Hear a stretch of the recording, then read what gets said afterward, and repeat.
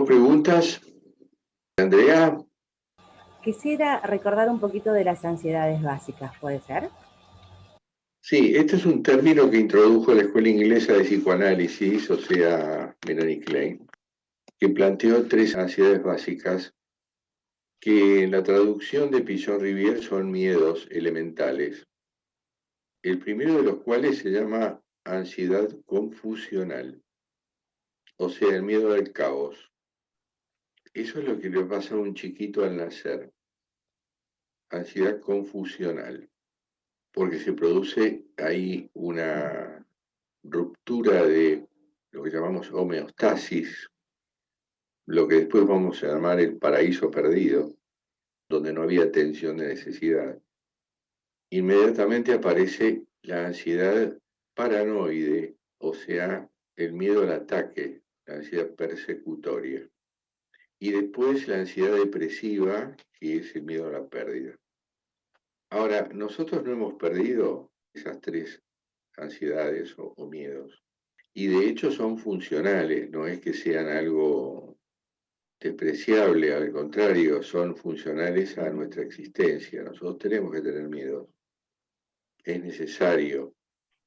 A uno de ellos estamos muy acostumbrados, que es la cuestión de la pérdida. Nosotros vivimos ganando y perdiendo, y sobre todo perdiendo. Sandra. Te hago una pregunta, Mario, porque lo pensé hace un tiempito y te lo quería preguntar, y justo que entré hablabas de la homeostasis. Los niños autistas, ¿podría ser que rompieron esa célula narcisística? No necesariamente. Existen 2 tipos de autismos. Está el autismo primario, que es el de los niños que nunca hablaron, y está el autismo secundario, que es al revés. Hablaron y dejaron de hablar, por alguna razón. En algunos casos extremos se los considera psicóticos, pero hay una enorme variedad de chicos autistas.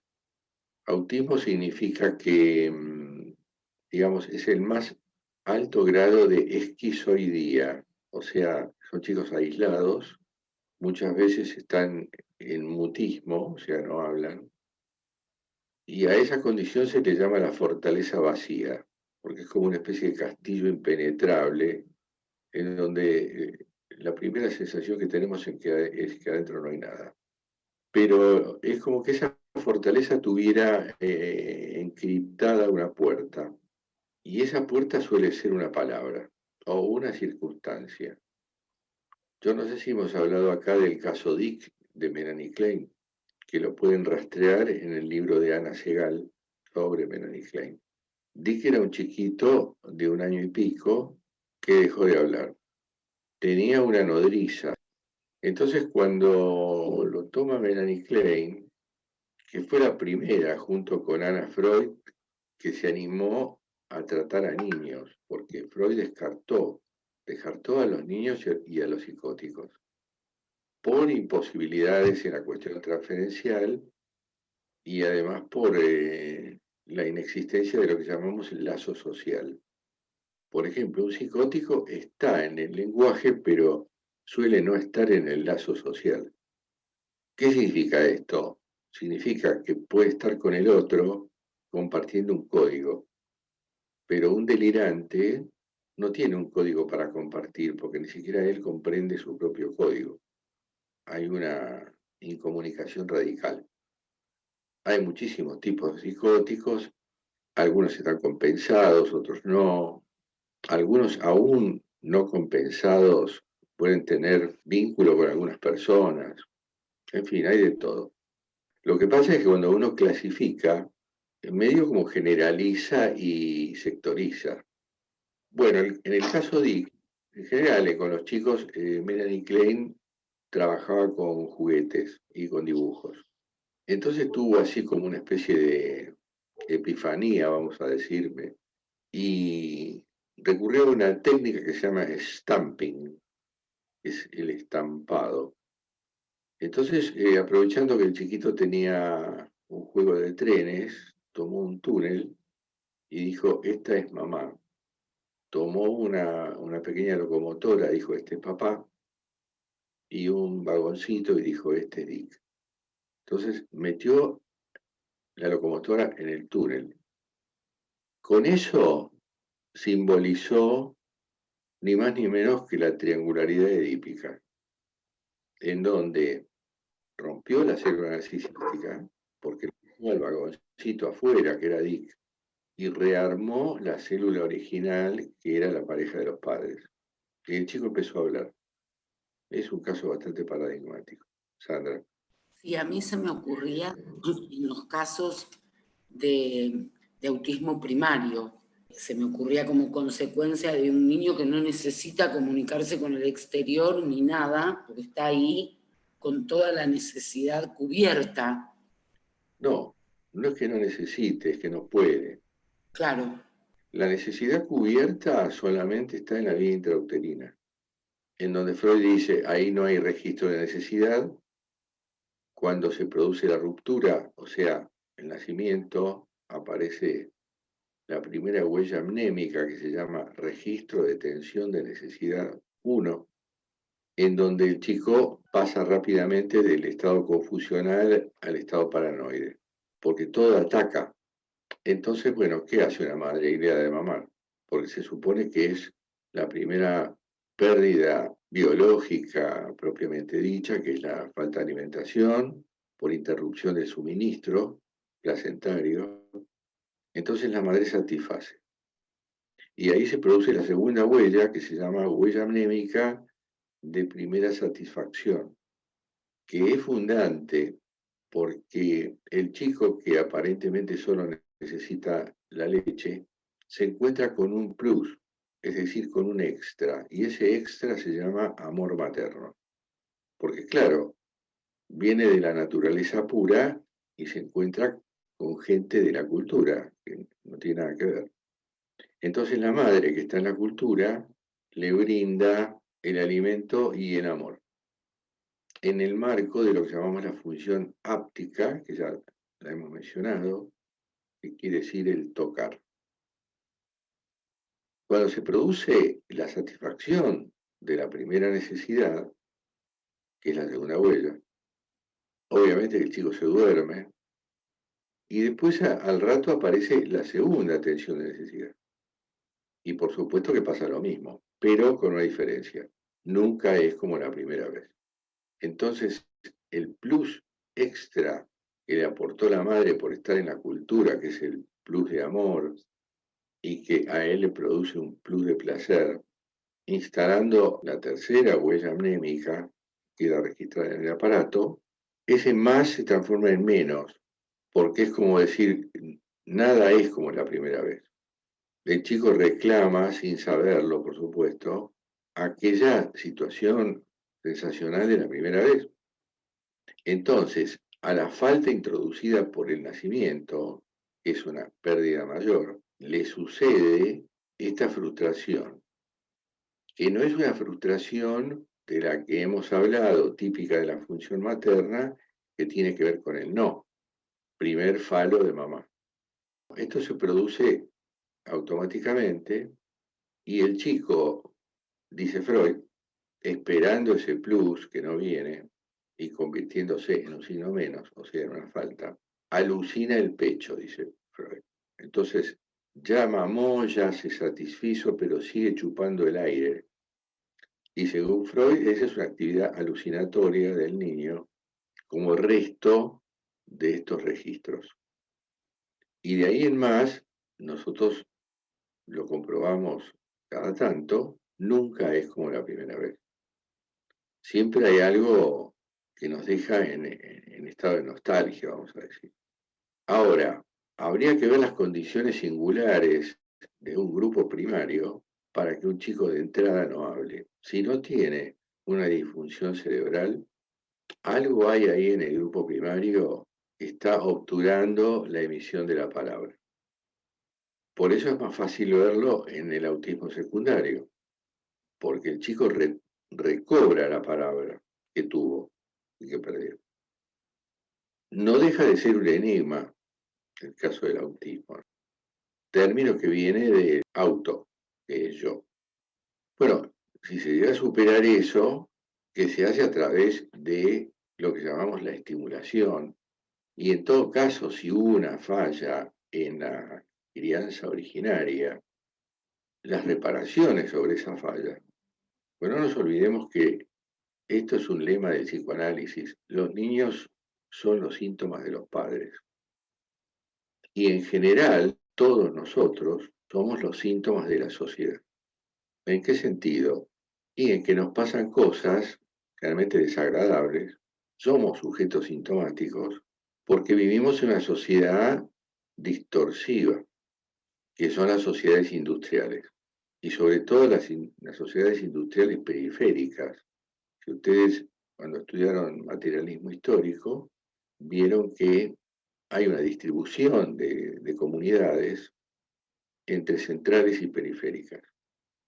Nosotros, lamentablemente, pertenecemos a una comunidad industrial periférica, siempre como a medias, con este eufemismo, países en vías de desarrollo que nunca llega. Antes se les decía países subdesarrollados, pero bueno, se cambió esa frase por algo más eufemístico, que es en vías de desarrollo, por lo menos nos dan esa posibilidad, como si dijeran algún día se va a desarrollar. Y no nos vamos a desarrollar. No solamente por la división del trabajo internacional y por el lugar que nos han definido, sino por nosotros mismos. Por lo menos los argentinos somos una sociedad, digamos, cuya piedra fundamental de funcionamiento fue delictivo. Las Provincias Unidas del Río de la Plata, que dependían de España, tenían obligatoriedad de traficar con el puerto de Cádiz.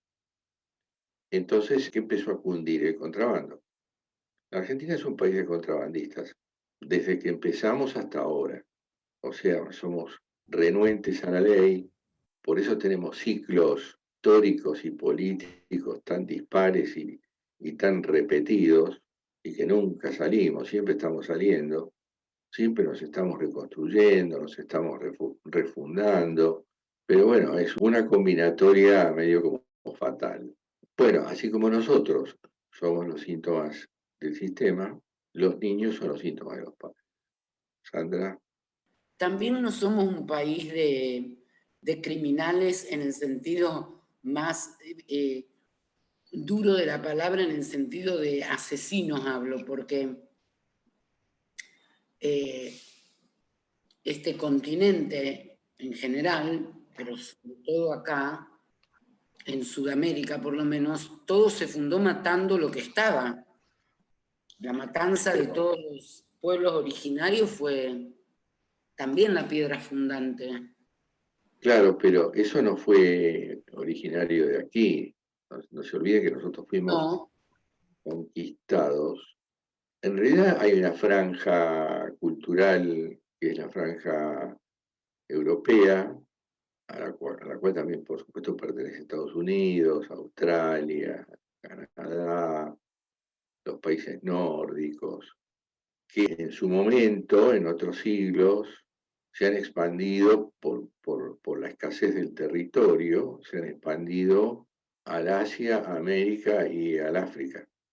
Por ejemplo, Bélgica. Bélgica tuvo un emperador que se llamaba Leopoldo, rey Leopoldo I, que se apropió en lo personal del Congo. Entonces, el Congo belga, que ustedes han oído nombrar, era una estancia de él.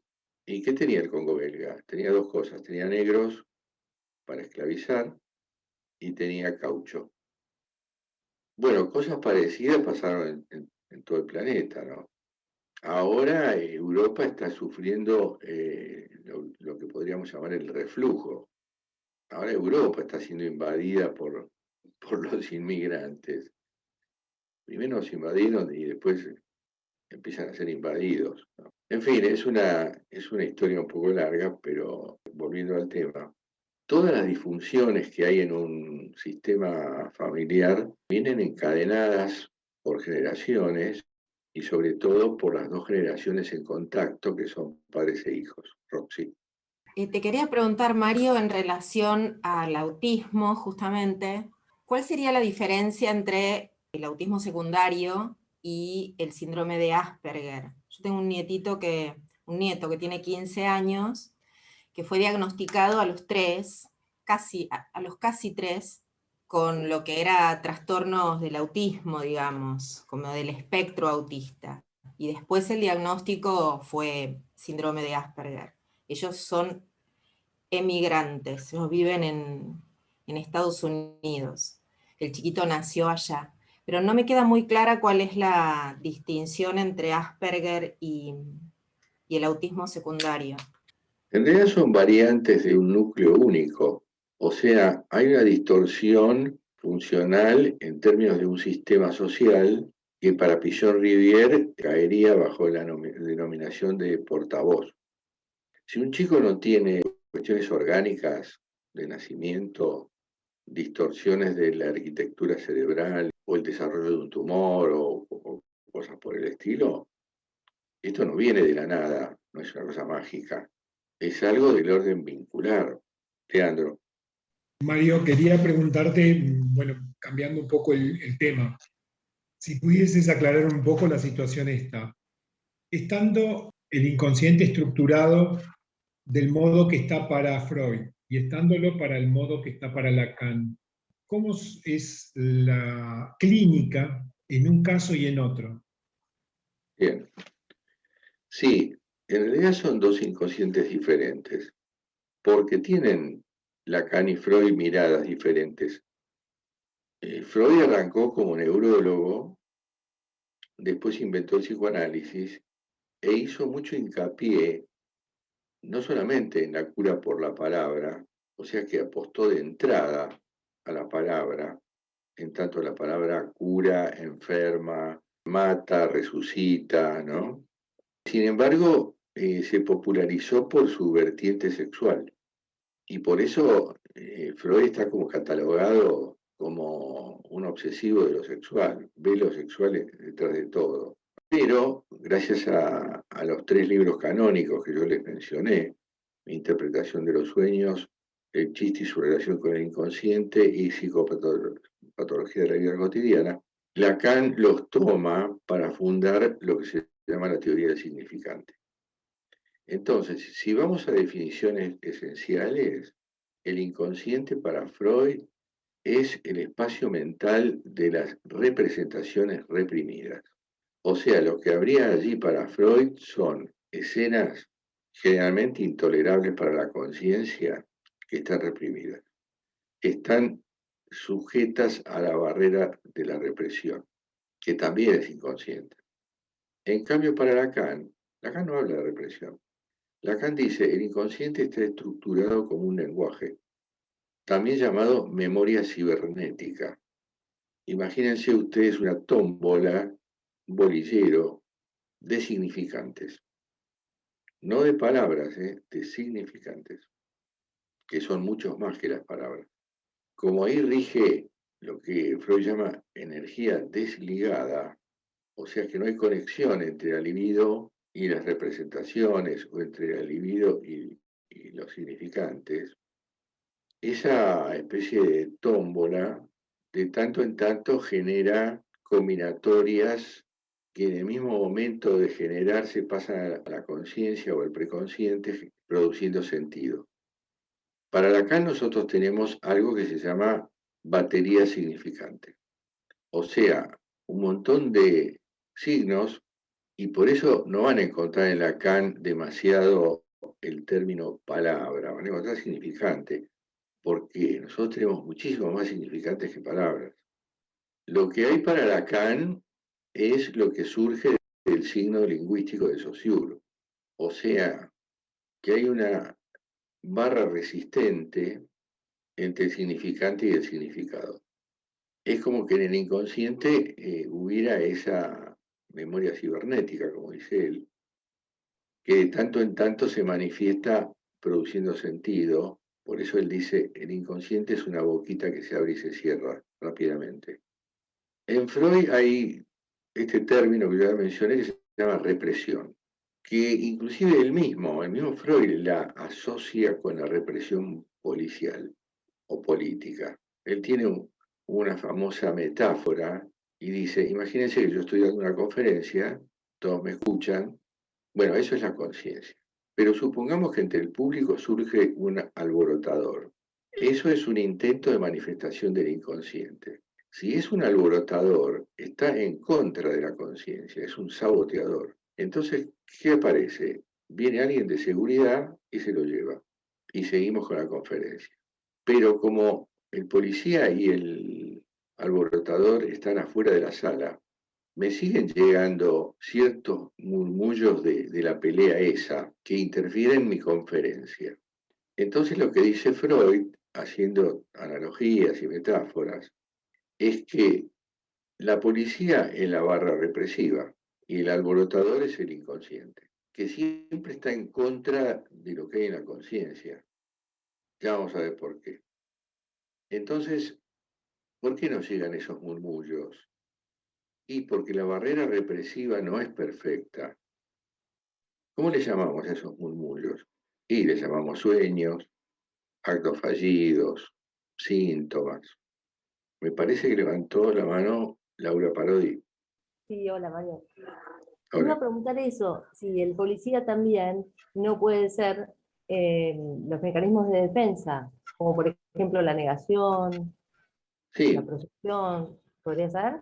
claro, en la segunda tópica, y les sugiero que relean las tópicas freudianas y van a ver la correlación entre las dos tópicas. O sea, son dos modelos del aparato psíquico de Freud. Entonces, lo que en la primera tópica aparece como represión, en la segunda están los mecanismos de defensa.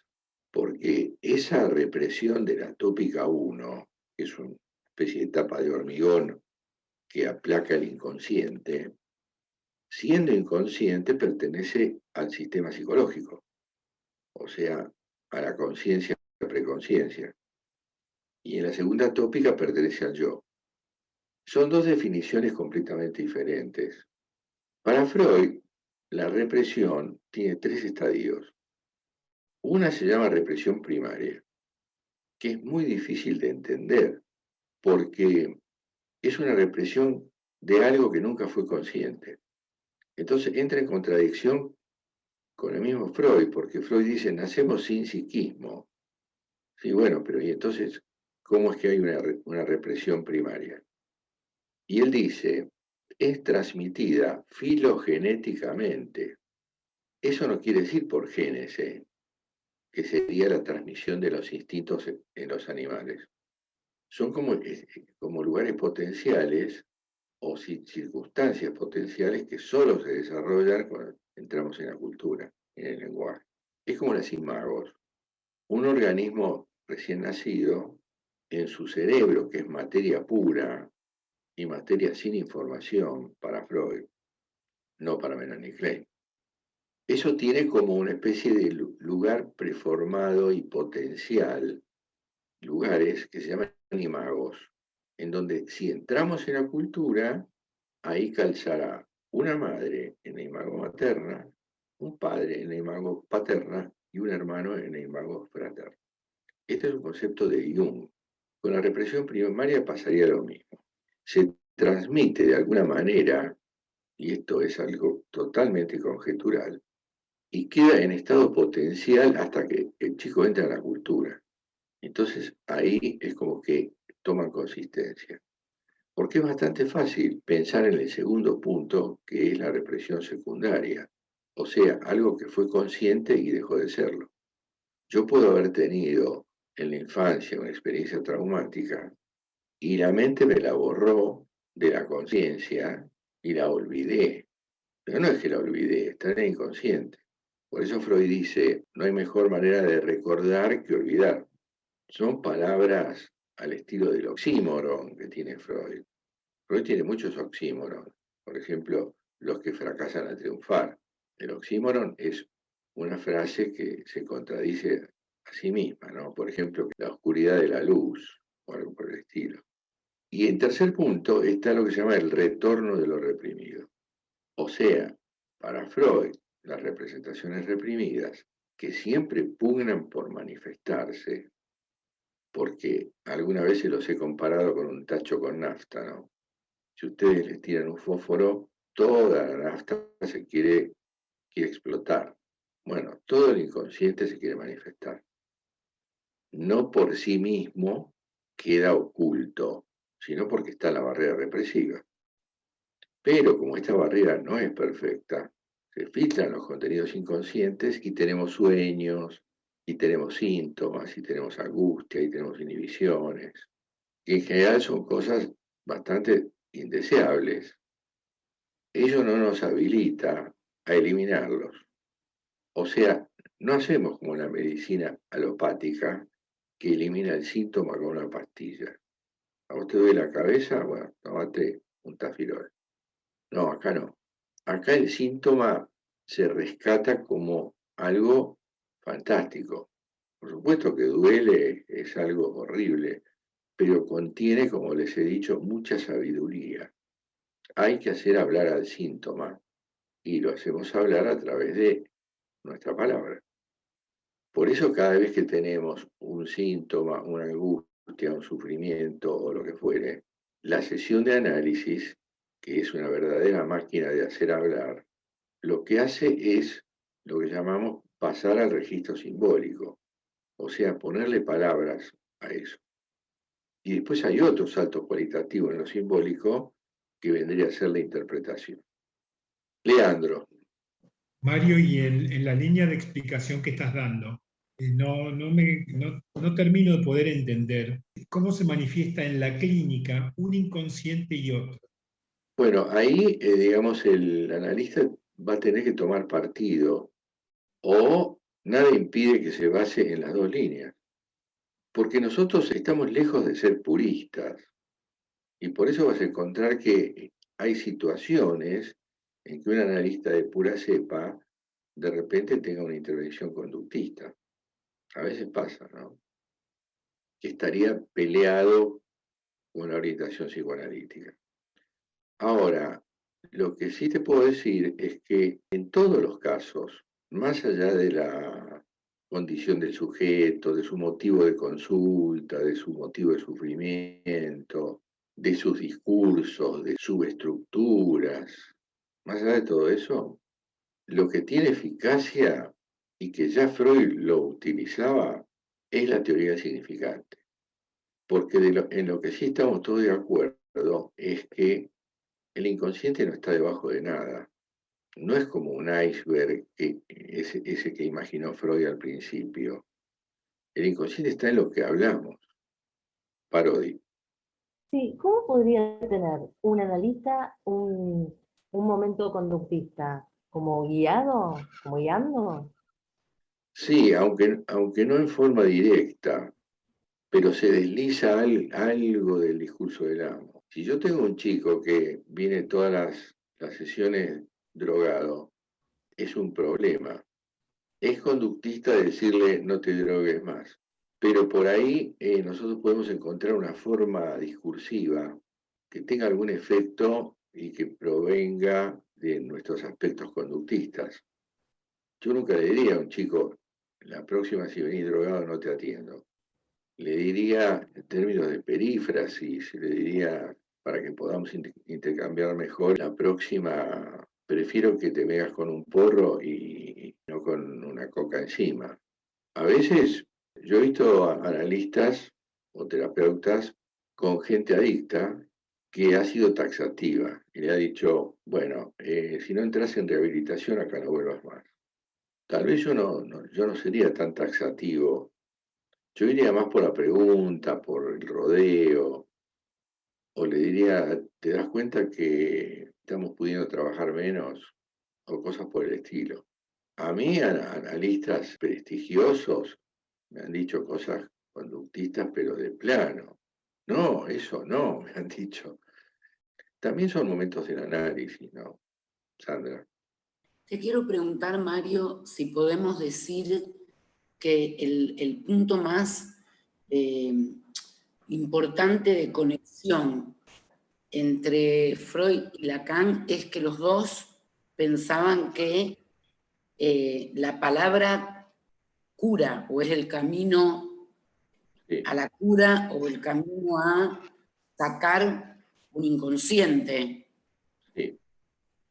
En eso, por eso vos decís, bueno, hay analistas que mezclan las dos corrientes, porque en eso son como, es lo mismo. Sí, lo que pasa es que Lacan tiene una frase muy interesante, que no descarta nada. Lacan dice, todo síntoma tiene una pata sexual y otra simbólica. O sea, no es que descarta lo sexual. Partimos de la base que hay dos fluidos que se entrecruzan y producen un nudo que se llama síntoma. Uno es un fluido semántico, discursivo, y otro es un fluido libidinal.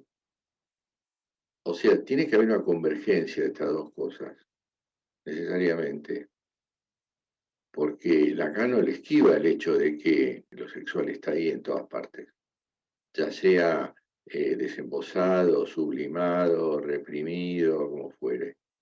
Ahora, a lo que iba es a este asunto de la represión primaria. ¿Por qué les digo que es un concepto difícil de agarrar? Y porque hay que hacer un esfuerzo mental para imaginarse una mente vacía, como la de un recién nacido, que ya trae en modo potencial categorías psíquicas tan importantes como las protofantasías, que son 4, acuérdense: escena primaria, vida intrauterina, fantasma de seducción, fantasma de castración. Laura Parodi. Sí, yo quería saber si no podría haber, por ejemplo, un punto de unión entre Freud y Jung cuando habla de la represión primaria y Jung del inconsciente colectivo. Habría que pensarlo. Freud fue bastante drástico con Jung. Cuando Jung apareció con el inconsciente colectivo, Freud reaccionó con una enorme decepción porque lo había designado su hijo, su heredero, y el inconsciente es uno y de uno. Ahora, en lo que sí tal vez se puedan arrimar los dos conceptos, una de las cosas que también descubrió Freud es que existe comunicación de inconsciente a inconsciente, lo que dio lugar a los desarrollos de Ansier y de Caes, cuando hablaron de circulación fantasmática, resonancia fantasmática. Mauricio. Esto de la representación primaria, Mario, un poco, llevándolo un poco a Rivière, cuando él lo plantea en el factor constitucional, él habla, si no niega lo filogenético de Freud, pero en esto para poder entenderlo, como decís vos, que tiene una complejidad, viste que él un poco agrega lo fenotípico, diríamos, es decir, diríamos, las representaciones primarias estarían básicamente en lo filogenético, diríamos, serían en la parte, diríamos, social, genéticamente, que se va transmitiendo, como vos decías recién, en las generaciones, las represiones primarias. Bueno, ahí tenemos el punto de conflicto, porque cuando estamos hablando de lo potencial, es como si hubiera un lugar preparado en la mente, en la futura mente, para ser desarrollado cuando el chico entre en el lenguaje. Y ahí hay un punto interesante y un punto inclusive de incógnita. Todo lo que llamamos genotipo es genético y lo que llamamos fenotipo es adquirido. Podemos decir que en las series complementarias el chico trae una carga genética con muchísima información de orden físico y fisiológico, y después adquiere muchísima información que es opuesta a lo anterior. Y ahí está el fenotipo, o sea, las cuestiones culturales, las cuestiones discursivas, las cargas discursivas con que los padres instalan la cultura, que por supuesto, si un chico no es criado por humanos, no desarrollará nada de eso. Ahora, a lo que yo quería ir hoy es a esta cuestión del origen. El humano tiene una particular curiosidad por el origen de las cosas. por el origen de la humanidad, por el origen del universo, y siempre hay explicaciones y explicaciones, y es como que nunca llegamos al origen, porque cuando se planteó la teoría del Big Bang, después vinieron otras diciendo, sí, bueno, pero no existió solamente un Big Bang. Nosotros venimos de uno, pero hay muchos universos. En fin, es una historia de nunca acabar, porque cada vez que vamos para atrás nos encontramos con otro infinito. Y fíjate lo que pasa en la física cuántica. Cuanto más chiquitas son las partículas encontradas, más cosas tenemos por encontrar. Es como que hay dos infinitos, el infinito de lo grande y el infinito de lo chico. Por eso lo real en Lacan es infinito en cualquiera de las direcciones. Lo real es lo imposible de abarcar. Cada vez que la ciencia le roba algo a lo real, ya dejó de ser real. Pero lo real sigue siendo infinito. Vamos a poner un ejemplo. Una colmena de abejas. Las abejas, cuando nacen y se desarrollan, no tienen tiempo de que les expliquen qué tienen que hacer con respecto a las plantaciones de flores.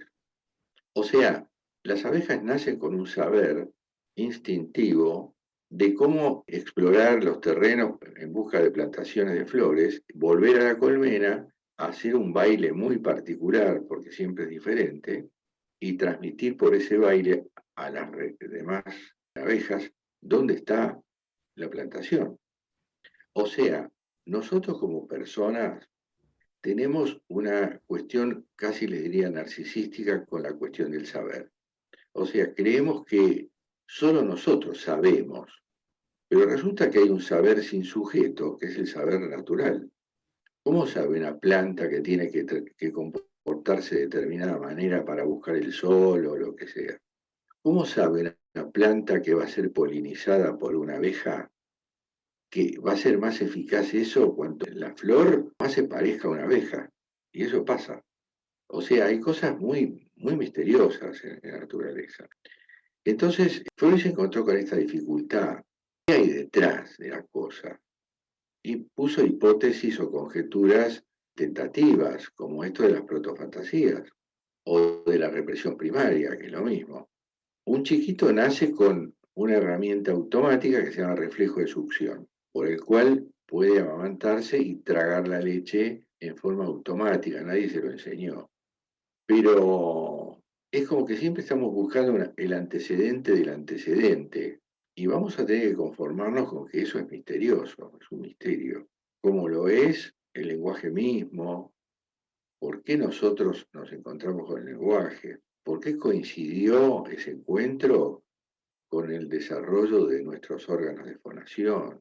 ¿Por qué nunca encontraremos el eslabón perdido con los monos? ¿Por qué somos la única especie que habla en el universo hasta ahora?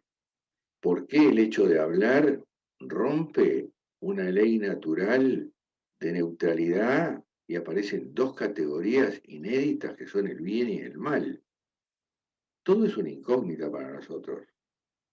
Hay ahí un carozo del psiquismo que hay que darlo por hecho, un antecedente, como decir, bueno, arrancamos de acá, pero yo no sé lo que hay antes, lo que hubo antes. Son todas conjeturas. Toda la teoría de Melanie Klein sobre el bebé es absolutamente conjetural. Es imposible demostrar que el chiquito realmente, como dice la teoría, pasa por la ansiedad confusional, la paranoide y la depresiva. Son todas inferencias racionales, de las cuales, bueno, nosotros tenemos muchísimas, porque sin ir a la ciencia, en la vida cotidiana nomás, nosotros vivimos fantaseando lo que nos sucede, manejándonos con preconceptos, manejándonos con prejuicios. Fíjense que no existe un vínculo si no hay transferencia, y la transferencia es una falsedad absoluta, Sandra. En ese sentido, Mario, las series complementarias de Freud también son conjeturales. Sí, lo que pasa es que ahí Freud fue muy riguroso en tomar momento por momento. Él dice, hay una carga física previa que es absolutamente material, genes, cromosomas. Hay una vida intrauterina que mayoritariamente es material. Después hay un periodo de experiencias infantiles que es absolutamente distinta para cada chico.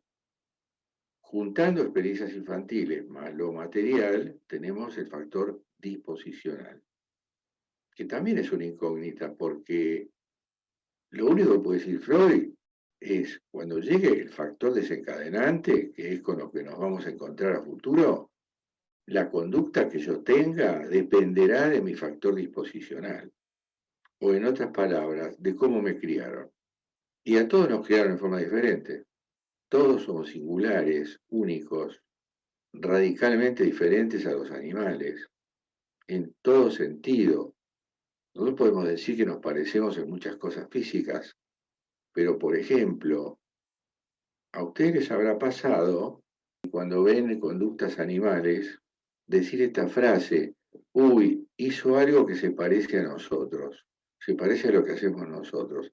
Y es al revés. Nosotros hacemos cosas que se parecen a lo que hicieron ellos antes. O sea, rige la teoría de la evolución. Venimos de ahí.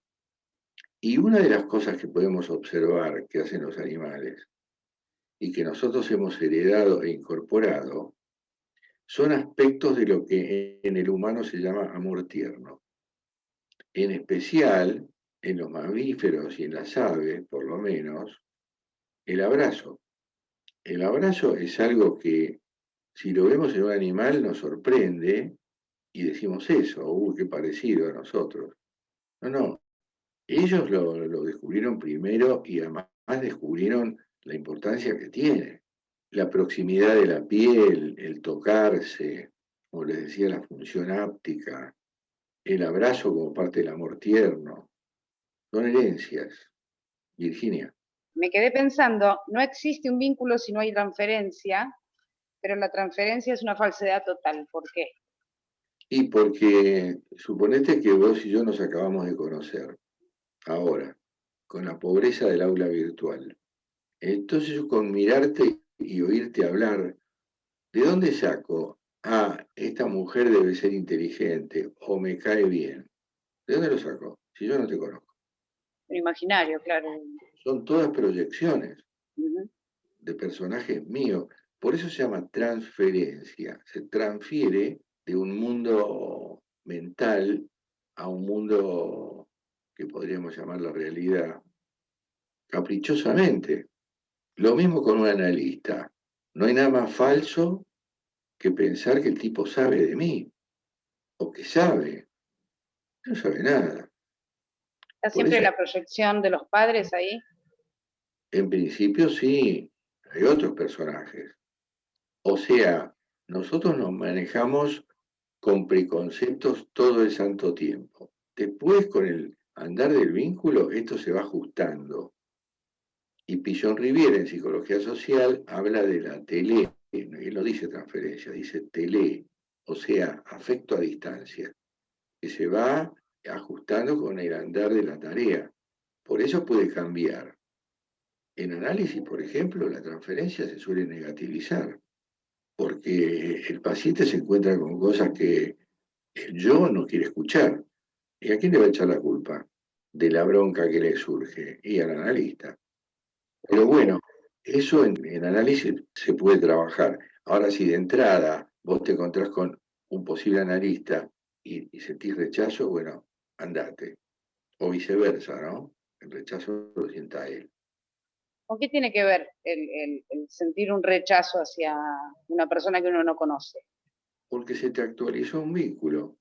Es como que el inconsciente dijera: este me hace acordar a aquel otro, no me conviene.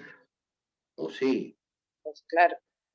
después se verá, pero no existe vínculo que no esté basado en la transferencia. Parodi. Puedo expresar una relación que hago de las fantasías primarias de Freud con el inconsciente colectivo y con las enfermedades, con las predisposiciones y los detonantes. ¿Puede ser en relación a eso? Y todo eso que dijiste da para un seminario de 6 meses.